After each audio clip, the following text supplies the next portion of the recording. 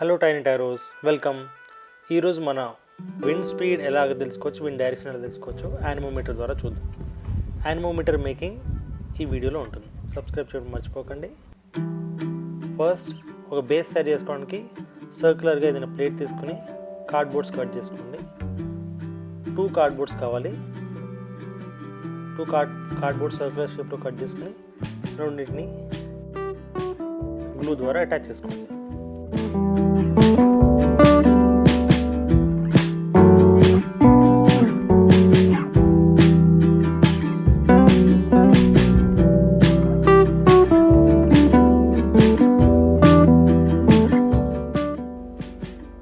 మనకి ఇంకా ఈ ఎక్స్పెరిమెంట్కి 5 గ్లాసెస్ అండ్ 2 స్ట్రాస్ కావాలి. దానితో పాటే ఒక పొడుగ్గా ఉన్న ఒక స్టిక్ ఏదైనా సరే అండ్ మనకి ఇయర్ బడ్ కూడా కావాలి. స్ట్రాస్ తీసుకొని ఒక గ్లాస్ పైన మార్క్ చేసుకొని స్ట్రా లోపల నుంచి పెట్టాలన్నమాట. అందుకని మార్క్ చేసుకొని హోల్ పెట్టి గ్లాస్కి దాని త్రూ స్ట్రా తీసుకెళ్ళాలి.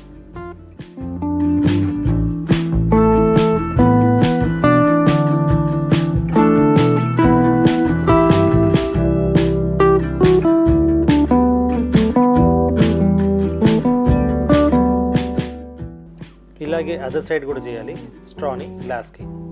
సో ప్లస్ షేప్లో వస్తుంది అనమాట బేసిక్గా స్ట్రాస్ రెండు.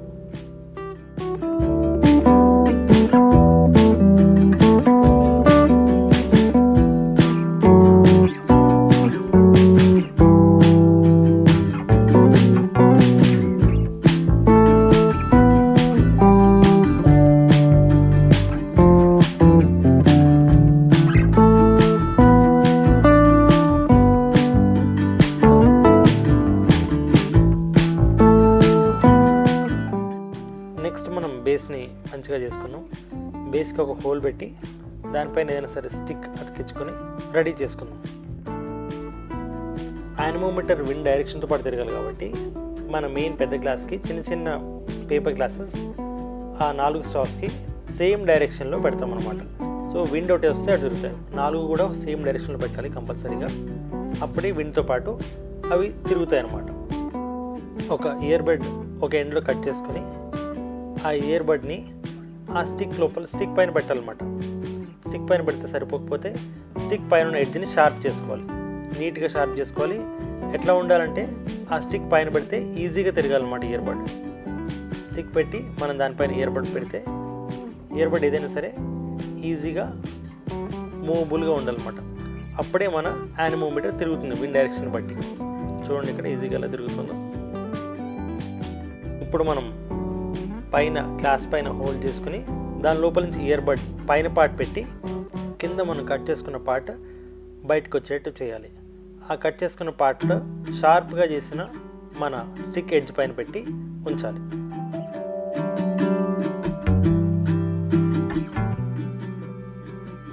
ఒకసారి చెక్ చేసుకోండి ఈజీ మూమెంట్ ఉందా లేదా అని.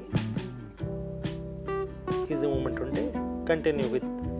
ఒకసారి ఎయిర్ బ్లో చేయండి, ఏ డైరెక్షన్ నుంచి అయినా సరే మీకు ఈజీగా అది తిరుగుతుంది అనమాట. యానిమోమీటర్ మీకు ఈజీగా తిరుగుతుంది. 2-3 టైమ్స్ మేము ఇక్కడ ట్రై చేసాం. అలాగే మేము బయట కూడా ట్రై చేసాం, తీసుకెళ్ళి బయట కూడా తిరుగుతోంది కానీ అది కిందకు వచ్చేస్తుంది అనమాట మన దానివల్ల. సో మేము నెక్స్ట్ టైం ఏం చేసామంటే టేప్ యాడ్ చేసాం దానికి. సేమ్ యానిమోమీటర్ టేప్ అంతా యాడ్ చేసి కిందకి రాకుండా మళ్ళీ ట్రై చేసాం బయట. ఈసారి మళ్ళీ విండ్ డైరెక్షన్ బట్టి హ్యాపీగా తిరుగుతుంది. Please like and share, subscribe to Tiny Tyros.